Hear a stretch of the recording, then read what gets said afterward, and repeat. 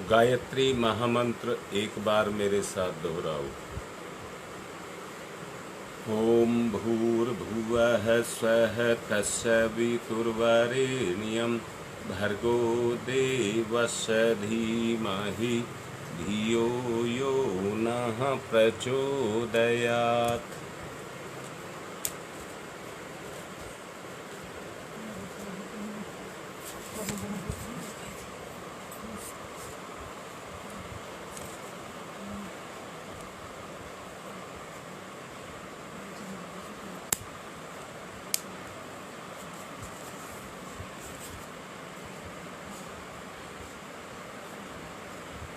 इस जीवन में रहते हुए और दाम्पत्य जीवन में अपने आप को रखते हुए किस तरह से हम अपने जीवन को और अपने दाम्पत्य जीवन को सफल बनाएं,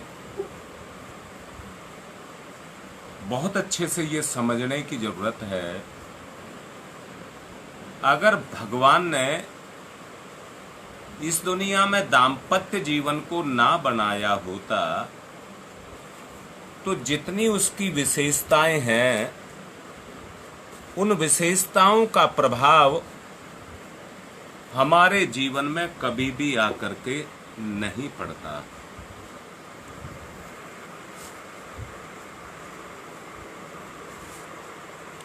एक मिनट जरा सेटिंग कर लो। आज स्टैंड लगाया है।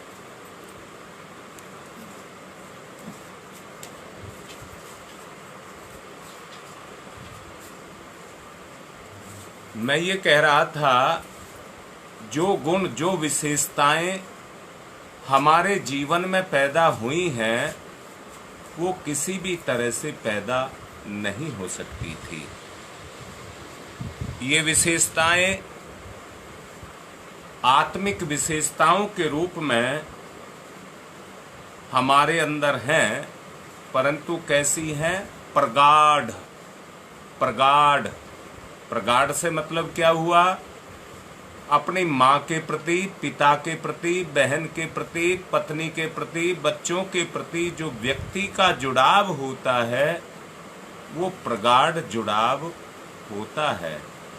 इसी जुड़ाव के कारण व्यक्ति को ये प्रगाढ़ता उसके जीवन में आई है, ये प्रगाढ़ता के गुण उसके जीवन में आए हैं, जिसको आजीवन निभा करके व्यक्ति अपने व्यक्तित्व को उस रूप में ढालता है। बच्चों को पाल पोस करके बड़ा करता है तो उनमें भी एक गुण कि मेरा भी अपना स्वतंत्र परिवार हो, वो उसके अंदर से अपने आप प्रस्फुटित होने लग जाता है। समय आने पर उसके अंदर अपने आप प्रस्फुटित होने लग जाता है। और जब वो होता है तो माँ बाप स्वयं समझते हैं कि अब मेरा बच्चा विवाह योग्य हो गया है, इसलिए इसको दाम्पत्य जीवन में बांध देना चाहिए। उससे पहले व्यक्ति के व्यक्तित्व में जितनी भी समस्त कमजोरियां होती हैं, उन कमजोरियों को जो उसके व्यक्तित्व में छुपी हुई होती हैं, उनको त्रुटि मान करके उनको बाहर निकालने की आवश्यकता पड़ती है। सच को देखिए, अगर उन त्रुटियों को नजरअंदाज करके हम ऐसे ही व्यक्ति का दाम्पत्य जीवन में प्रवेश करा दें तो वो त्रुटियां सारे जीवन भर उसको दुख देती रहती हैं। जो उसके अंदर छुपी हुई उसकी कमियां हैं वो अंदर से उसको कमजोर करती रहती हैं और उसके कारण वो व्यक्ति समाज में शत्रुता और परिवार में बैर भाव को पैदा करता हुआ चला जाता है। सच को देखिए, जब जीवन को बिल्कुल साफ सुथरा करके, जैसे किसी खेत को बोने के लिए पहले उसकी जुताई करनी पड़ती है, और जुताई का उद्देश्य दो उद्देश्य पूर्ण होते हैं। एक तो जब जुताई करते हैं तो जितने खरपतवार होते हैं उन सबको उखाड़ करके नष्ट किया जाता है, और नष्ट करने के साथ साथ उस खेत की जो उपजाऊ शक्ति है जो कहीं नीचे छुपी है, जब हल चलाया जाता है तो नीचे की मिट्टी ऊपर आ जाती है, यानी कि उपजाऊ शक्ति नीचे से ऊपर आ जाती है। तब उसमें बीज को डाला जाता है और बीज डलते के साथ ही अपना कर्म करना शुरू कर देता है, वो अपना विस्तार बनाना शुरू कर देता है। वास्तव में दाम्पत्य जीवन एक ऐसा आत्मीय जीवन की शुरुआत है। वहाँ पे जो हमारी कारण सुपर चेतन सत्ता है, जो जीव के अंदर छुपी रहती है, मैं दोबारा से बोलूँगा, बचपन की अपनी एक अवस्था होती है, बाल्यकाल की अपनी एक अवस्था होती है, परंतु जवानी की अपनी एक अवस्था होती है। उस अवस्था के अंदर जीव अपनी आत्म चेतना को, अपने अंदर छुपी हुई परमात्म चेतना को उभार करके लेकर के आता है, और उभार करके उसका समर्पण परमात्म चेतना के अंदर करता है। बड़े अच्छे से मानेंगे बात को, जिन्होंने केवल मनोरंजन के लिए शादी की है, उनकी जो आत्मिक शक्तियां हैं वो नीचे दबी हुई रह जाती हैं, और नीचे दबी हुई रह जाने के कारण वो अपने आप की ग्रोथ, विकास नहीं कर पाती हैं, अपने आप का विकास नहीं कर पाती हैं। एक मूढ़ता को, कमजोरी को, कठोरपन को आप समझ करके देखेंगे, उद्दंड, दुष्टता बरतने वाले, वाचाल, चालाक, धूर्त, ढोंगी, भोगी ऐसे व्यक्तियों को अगर हम दाम्पत्य जीवन में बांध देंगे तो जो उनका गुण है वो उस दाम्पत्य जीवन में जाकर के अपने काम को करेगा। उससे क्या होगा, वो दाम्पत्य जीवन कमजोर पड़ता हुआ चला जाएगा। जो भावनात्मक रूप से बंधा हुआ है, जिसकी ताकत ही आत्मा की ताकत है, जिसके द्वारा वो आपस में एक दूसरे के साथ जुड़ते हैं। परम पूज्य गुरुदेव ने ये कहा है कि दाम्पत्य जीवन दो आत्माओं का मिलन है, दो आत्माओं का मिलन है। तो सच को ये देखिए, जब वो दो आत्माओं का मिलन है तो वहां पर शरीर को और मन को काम करना चाहिए, या सर्वोपरि सत्ता आत्मा को काम करना चाहिए। यहाँ बहुत अच्छे से समझना, जब आत्मा जहां पर काम करती है, आत्मा जहां पर काम करती है, चाहे वो देखिए ना, मैं ये कहूंगा, श्री मां और रामकृष्ण परमहंस की बात को कहूंगा कि जो दाम्पत्य जीवन में तो बंधे, परंतु आजीवन संतान पैदा ना करने का दोनों ने संकल्प लिया, और एक संकल्प लिया कि हम जो भी हमारे सामने आएगा उसको हम अपनी संतान मान करके ही उसके साथ व्यवहार को करेंगे। हमारा व्यवहार उसके साथ में पुत्रवत या पुत्रीवत ही होगा। मैं जो बात कह रहा हूं, सच को देखिए, अगर वो प्रेम जो मान लीजिए हर किसी को आप अपना बेटा या बेटी समझने लगे, और सचमुच वैसा ही बेटा बेटी जैसे आपने पैदा किए हों। अब मैं फिर से कह रहा हूं, राम कृष्ण परमहंस और श्री मां के व्यक्तित्व को देखिए, कितने गुणों की साक्षात खान थे, अवतार थे, उनके गुण जो उनके संपर्क में आया, उस संपर्क में आने वाले के अंदर उनके गुण समाहित होते हुए चले गए और समाहित होने के कारण एकाकार वो उस आत्मा के साथ करते गए।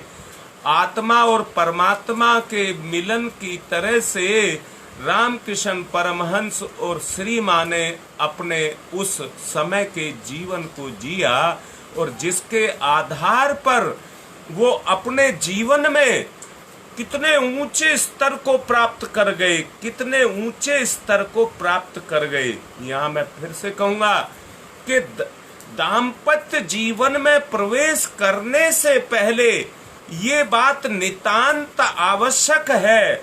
जैसे मैं अभी कुछ ही देर पहले कह रहा था, किसान बीज को बोने से पहले खेत की सूखेपन को, रूखेपन को मिटाता है और जमीन को मुलायम करता है और उसके बाद उपयुक्त समय आने पर उसमें हल जोत करके उसकी जुताई करता है और उस जुताई से क्या करता है, उसमें जितने खरपतवार हैं उन खरपतवारों को निकाल करके खत्म करता है, नीचे की उपजाऊ शक्ति को नीचे से ऊपर लेकर के आता है।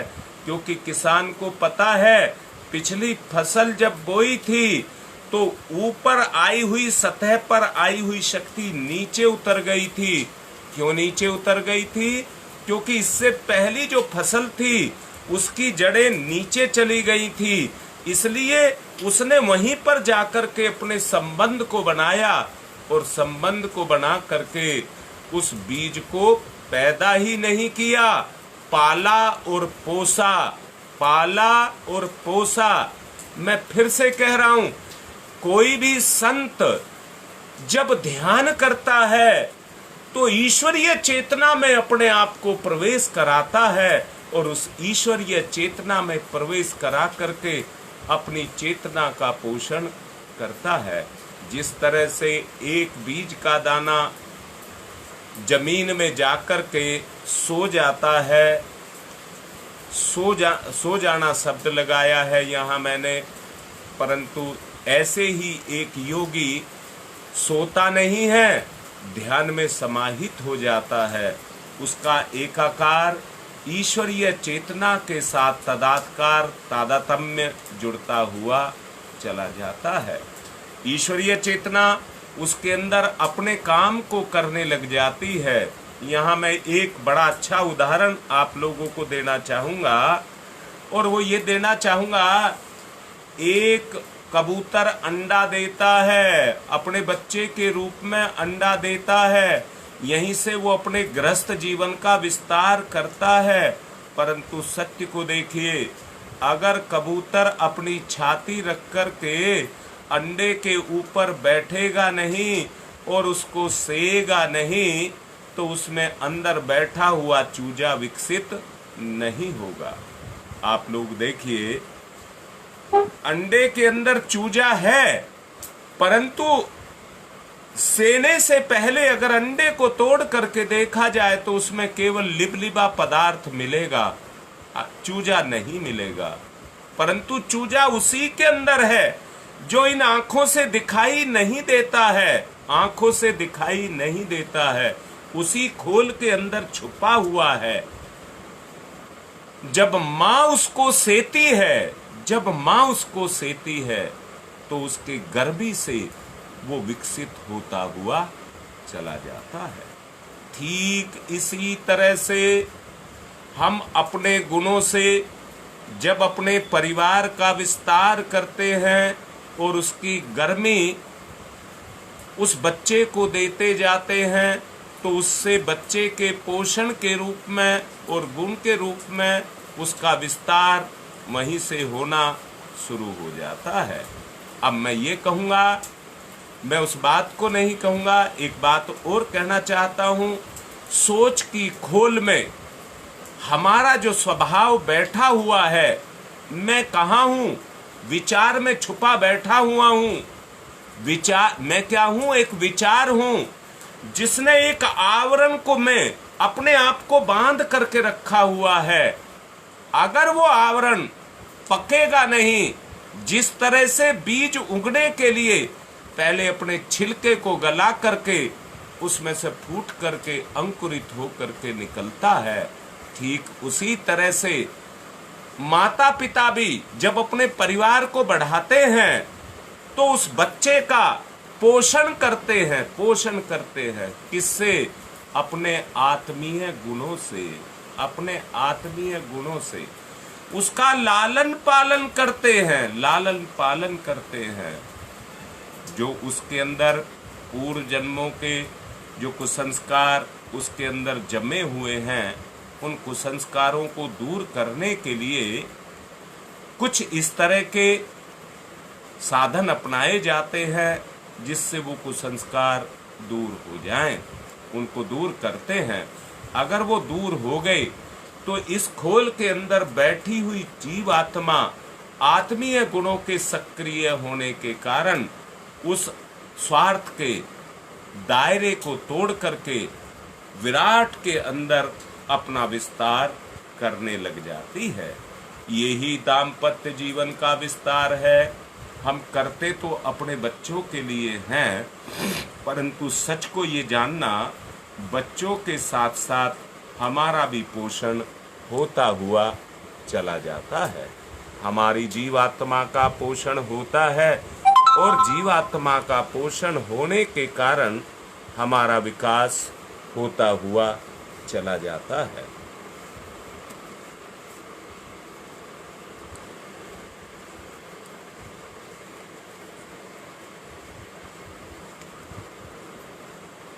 ये हमारा आत्मिक विकास है। इसी के आधार पर हम अपना विस्तार करते हुए चले जाते हैं। जैसे एक बार अगर क्रिया शुरू हो जाती है, जुड़ाव की क्रिया शुरू हो जाती है, तो वहीं से हम अपने आप को सामाजिक जीवन में बढ़ाते हुए चले जाते हैं।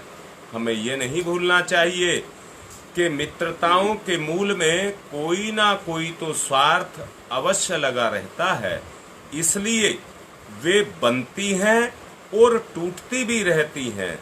जीवन साथी को एक अंगीकार करने के लिए धर्म अनुष्ठान विवाह के रूप में जो करना पड़ता है, उसके द्वारा चेतना के साथ आत्मीयता जुड़ती जाती है।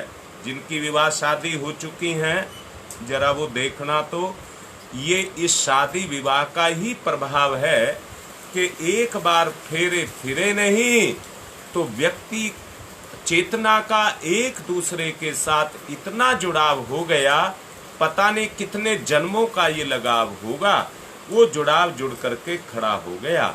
और कैसा जुड़ाव खड़ा हो गया कि उससे पहले अगर हम स्वार्थी थे और ईमानदारी से हम विवाह दाम्पत्य के जीवन में बनते हैं, तो निस्वार्थ भाव हमारे अंदर अपने आप पैदा होता हुआ चला जाता है।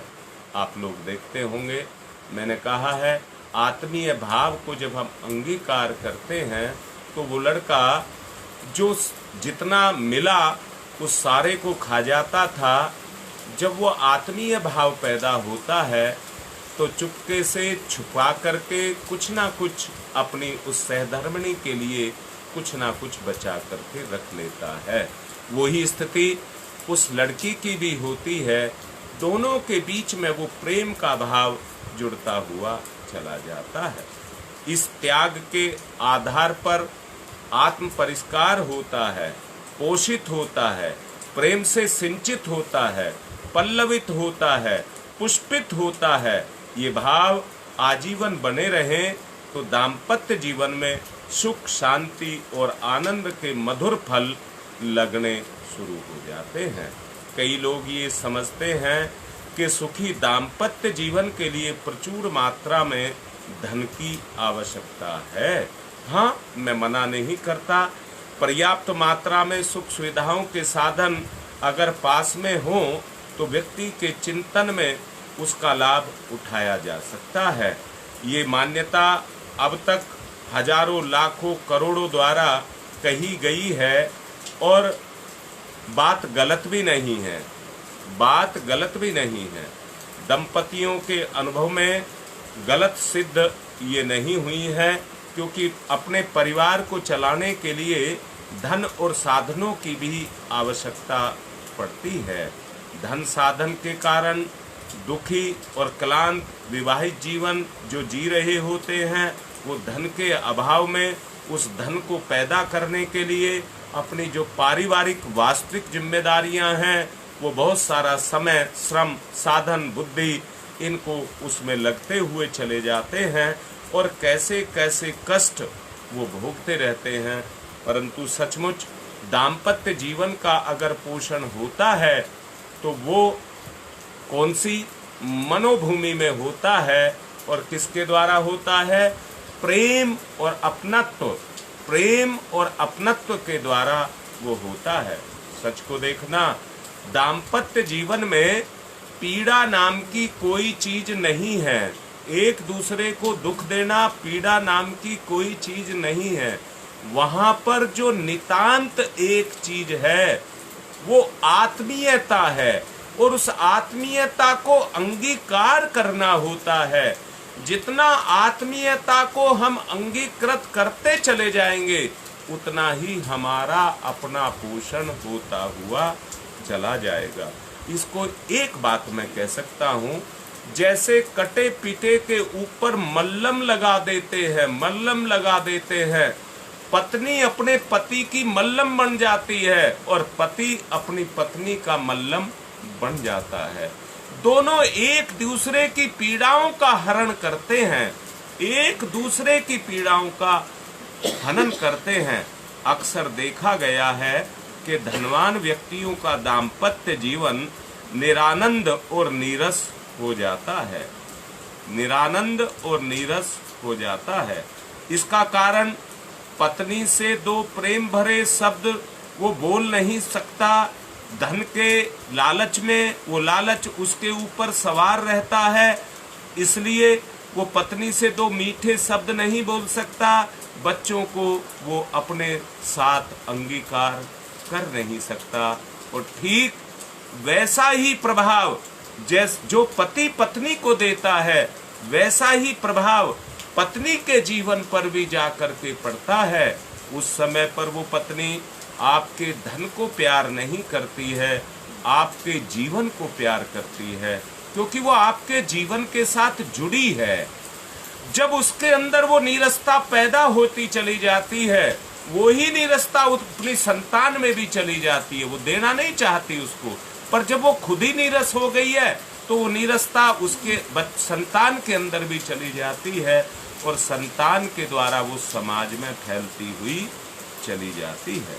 सुख की तलाश हर कोई करता है, परंतु वहाँ निराशा होना इसलिए पड़ता है कि ढूंढते हैं पर मिलता नहीं है। फलतः सारा आक्रोश पति या परिवार के ऊपर, अन्य सदस्यों पर उतरता है, तो दाम्पत्य जीवन कटुतापूर्ण और मनमुटाव से भरता हुआ चला जाता है। कुछ लोगों की ये भी मान्यता है कि सुखी दाम्पत्य जीवन के लिए पति पत्नी का शिक्षित होना आवश्यक है, परंतु शिक्षा की बात मैं जहाँ तक कहूँगा वो किताबों तक तो सीमित है। बताओ, परिवार में गणित का कौन सा फार्मूला काम आता है, विज्ञान के कौन से सूत्र काम आते हैं, कौन सी पद्धतियां काम आती हैं। यहाँ ये जरूर कहूँगा कि शिक्षित होना तो जरूरी है समाज के लिए। समाज के में अगर आप अपने स्तर को साफ करना चाहते हैं, अपने स्तर को साफ करना चाहते हैं, तो आपका शिक्षित होना बहुत जरूरी है। और अगर आप शिक्षित हैं तो समझिए, अपने संबंधों को सुलझाने की, निखारने की, दाम्पत्य जीवन को सरस बनाने की, एक दूसरे में उन अनिवार्य तत्वों को पैदा करने की जो गुण पैदा होंगे वो आत्मज्ञान के द्वारा पैदा होंगे। शिक्षा उल्टे संबंधों में विकार पैदा कर देती है।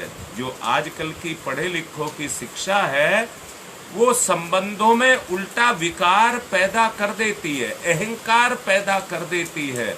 आज जरा सोच करके देखो, एक पुरुष हो या स्त्री हो, वो बगैर पढ़े लिखे हैं तो उन्होंने अंदर से मान लिया है कि अनपढ़ है और गंवार है। ये भी बुराई है, ये भी बुराई है। इसलिए शिक्षित होना जरूरी है, परंतु मैं इतना पढ़ा लिखा हूं, इससे अहंकार पैदा होता है, अहंकार पैदा होता है। इसलिए वो दाम्पत्य जीवन में काम नहीं आता और नीरस भी बनाता है। एक बार की शिक्षा ना भी हो और दाम्पत्य संबंध उन सब अपेक्षाओं को पूरा करते हुए चलते चले जाएं जो एक दूसरे के लिए आवश्यक हो। पति पत्नी अशिक्षित रहते हुए सुखी और प्रेम पूर्वक रह सकें तो करोड़ों लोग अशिक्षित होते हुए भी दाम्पत्य जीवन को सफलतापूर्वक जी रहे हैं, जबकि लाखों लोग शिक्षित होते हुए भी अभाव और तनावपूर्ण अपने जीवन को जी रहे हैं। दाम्पत्य जीवन को यदि आपको सुखी बनाना है, धन भी मैं कह रहा हूं उसके लिए आवश्यक है, पर धन ही उसके लिए आवश्यक है ये भी नहीं मान लेना चाहिए, ये भी नहीं मान लेना चाहिए। शिक्षा भी उसके लिए आवश्यक है, पर शिक्षा ही उसके लिए आवश्यक है ये भी नहीं मान लेना चाहिए। मूल आवश्यकता कुछ और ही है। धन और शिक्षा वहीं तक काम करते हैं जो सोचने के रूप में काम करते हैं। जिस तरह पर से शरीर पर आभूषण सजाए जाते हैं, शरीर को आभूषणों से सजाया जाता है, ठीक इसी तरह से जीवन को गुणों से अलंकृत किया जाता है। सोच करके देखो, आभूषण अगर बनाने हो तो धातु को तपाना पड़ता है और तपा करके छोटी सी हथौड़ी से छोटी छोटी चोट करके उसको ढालना पड़ता है, तभी उसका आभूषण बनता है। ठीक इसी तरह से अपनी अंतर चेतना के प्रभाव को, गुण को, उसमें अपने परिवार को गर्म करके तपा करके समय के गुणों को देने के लिए छोटी छोटी चोट, दुख की चोट, फिर दोबारा से कह रहा हूं, किसी भी कर्म को व्यक्ति अगर करता है तो उसमें उसे दुख को उठाना पड़ता है, वहां पर दुख काम करता है। परंतु जब वो सहन करने की शक्ति पाता है, चोट पड़ती है तो जिधर को इशारा करती है उधर को चलता चला जाता है। चोट दुख देने के लिए नहीं होती है, रास्ता देने के लिए होती है। मैं फिर से कह रहा हूं, गरम की हुई धातु पर जब ऊपर से चोट मारते हैं और नीचे वो किस पर, जो नीचे नींव होती है या उसको शान बोलते हैं, शान, लोहार जो चोट मारता है, जिस लोहे को नीचे रखता है उसको शान रख के बोलते हैं। शान माने आपकी इज्जत, पारिवारिक कुटुंबिक माता पिता की इज्जत। जब ऊपर से चोट मारी जाती है, नीचे से शान नीचे नहीं जाने देती, तो वो चारों तरफ को फैलता है, वो उसका विस्तार है, अपने विस्तार को वो करता हुआ चला जाता है। धन और शिक्षा से दाम्पत्य जीवन को सुविधाएं, संपन्नता मिलती चली जाएंगी, पर आनंदमय नहीं बना सकती। आनंदमय जीवन, दाम्पत्य जीवन के लिए उन गुणों की आवश्यकता है जो पति पत्नी के दो शरीरों से बसने वाली दो आत्माओं को एक सूत्र में आबद्ध कर दे। वे गुण प्रेम, आत्मीयता, स्नेह और त्याग, परिमार्जित भावनाएं उनके द्वारा ही अर्जित किए जा सकते हैं और उसी के आधार पर अपने दृष्टिकोण को बनाया जा सकता है। प्रेम ही वो सूत्र है जो पति पत्नी को बांधता है, ना केवल बांधता है वरन आत्म उत्कर्ष, आत्म उत्सर्ग के लिए और त्याग और निस्वार्थ की भावना को वो ही जन्म देता है। मैं जैसा अभी कुछ देर पहले बोल रहा था कि जमीन के अंदर बीज अपने आपे को फोड़ करके, अपने आपे को फोड़ करके, अपने अस्तित्व को मिटा करके उसके अंदर से निकलते हैं। ठीक ऐसा ही सिद्धांत हमारे ऊपर भी लगता है। सच को देखिए, जब अंकुर निकल करके फूट करके बाहर दुनिया के अंदर आता है, हवा की मार, कहिए आंधी, हवा माने आंधी, ओले की मार और गर्मी सर्दी की मार सबको सहता चला जाता है। पर बताइए, क्या उस पर सौंदर्य नहीं आता? क्या उस पर बहार नहीं आती? क्या उस पर हरियाली नहीं आती? क्या उस पर फूल नहीं आते? क्या उस पर फल नहीं आते? ठीक इसी तरह से हमें भी समझना होगा, समझ लेना। जिस तरह से बरसात के दिनों में खेती बहुत फलती फूलती है, बरसात के दिनों में बहुत फलती फूलती है, पर जब दिव्य प्रेम की बरसात होने लग जाती है तो इस बरसात से वो बरसात बहुत ऊंचे स्तर की होती है। इस बरसात से वो बरसात, प्रेम की बरसात, बहुत ऊंचे स्तर की होती है। दूसरों की सुख सुविधाओं के लिए अपनी आवश्यकताओं की उपेक्षा जो व्यक्ति करते चले जाते हैं, वास्तव में वो ही परिवार का गठन कर सकते हैं।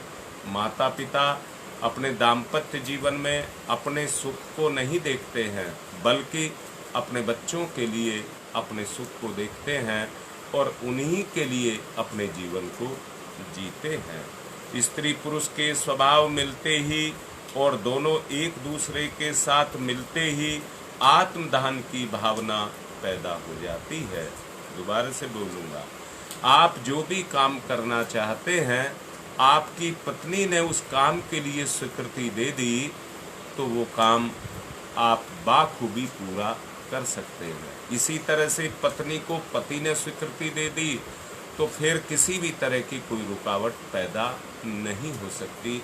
ये दाम्पत्य जीवन की बात मैं आपसे कर रहा हूँ।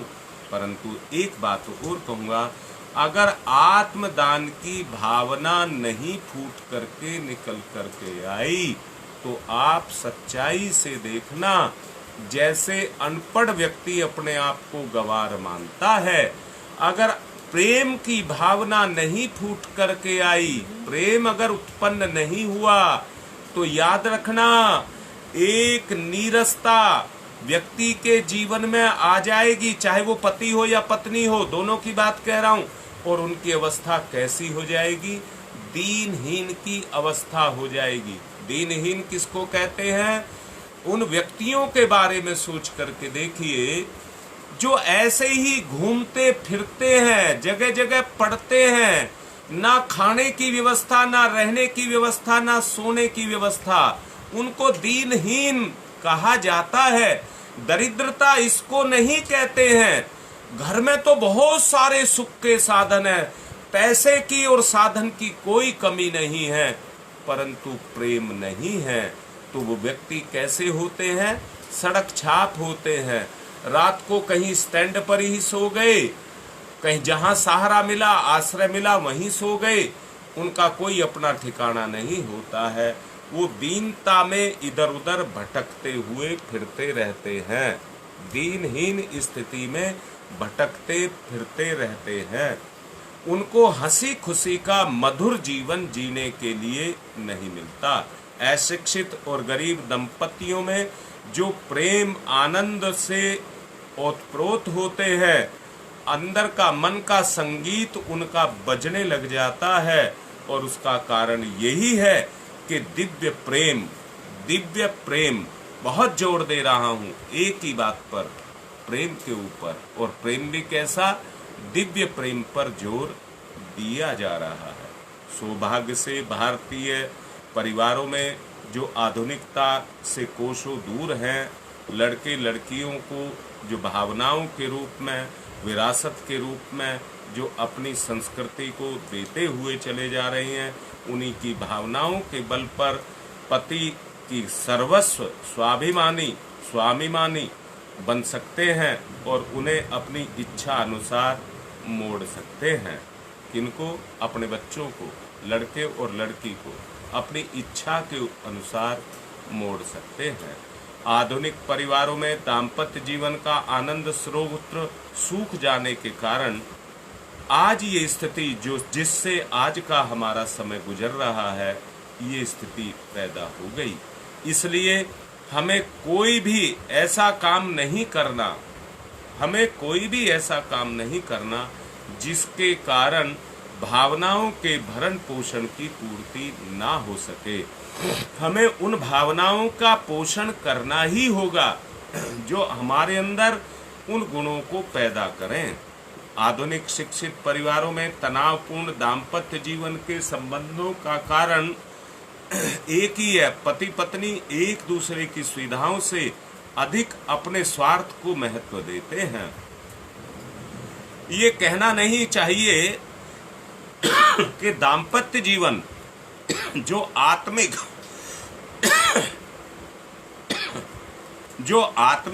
कम और व्यवसायिक संबंधों जैसा अधिक होता हुआ चला जा रहा है। तूने मुझे नहीं दिया तो मैं भी नहीं दूंगा, ये कैसा व्यवसायिक बनता हुआ चला जा रहा है। अपनी स्वार्थ पूर्ति में तनिक सी कमी आने पर चटकने लगते हैं। इसको दाम्पत्य जीवन नहीं कहते हैं, चोट को सहन करते हैं। ये परीक्षा है दाम्पत्य जीवन की। सुंदर कुरूप जोड़ियों में प्रेम का अनुभव हंसी खुशी के रूप में और मौज मस्ती के रूप में महसूस किया जा सकता है। मैंने अपने जीवन में एक बार मैं जा रहा था तो मुझे रास्ते में एक लड़की और एक लड़का जो दोनों अंधे थे मेरे से पूछने लगे। बड़े इज्जत के साथ लड़के ने मेरे से पूछा कि फला नंबर की बस आए तो हमको बता देना। मैंने उनकी स्थिति को देख करके कहा बताऊंगा ही नहीं, आपको बस में भी बैठा दूंगा। मैंने जब ये बात कहा तो उस लड़के ने अपना हाथ उठाया और उस लड़की की तरफ बढ़ाया और उस लड़की का हाथ पकड़ लिया। जब दोनों ने एक दूसरे का हाथ पकड़ा तो दोनों के बीच में इतनी आत्मीयता थी कि वो शरीर के तो अंधे थे, आंख के अंधे थे, पर उनमें इतना आत्मीय भाव मैंने देखा कि मैंने वो शायद ऐसा महसूस किया। मुझे पूछना पड़ा कि आप पति पत्नी हैं क्या? उसने तुरंत स्पष्ट शब्दों में बोला कि नहीं, हम गुरुकुल में एक साथ पढ़ते हैं। अब वो लड़का कहता है इसका सहारा इस समय पर कौन है?